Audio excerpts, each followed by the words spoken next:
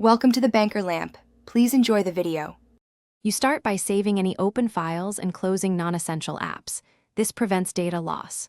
Once done, open Task Manager with Ctrl plus Shift plus ESC. If Task Manager is frozen, use Ctrl plus Alt plus Delete. In Task Manager, find Windows Explorer, click Restart. That forces the shell to reload and often fixes UI hangs. If Explorer is missing, choose File, right arrow, Run New Task, type Explorer.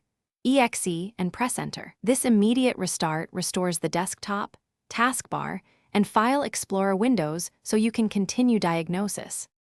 If restarting Explorer didn't solve it, open an elevated command prompt. Run sfc/scanno to repair system files, then dism/online/cleanupimage/restore health to fix component store corruption. Once those finish, make sure to reboot. Persistent issues often trace to a recent app or driver installed in the last 24 to 48 hours, so uninstall or roll back suspect items.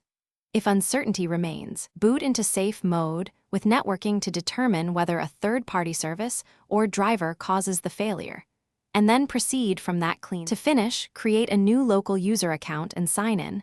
If Explorer works there, your profile was corrupted and you can migrate data. If that doesn't help, use System Restore to roll back to a stable point. Make sure to note the restore point date. Once done, reboot and verify Explorer behavior. If problems persist, open Event Viewer and capture error details. That log entry is the single most useful troubleshooting artifact when you need expert help. Keep it ready before contacting support. Thanks for watching. If this was helpful, leave a like and consider subscribing. See you next time.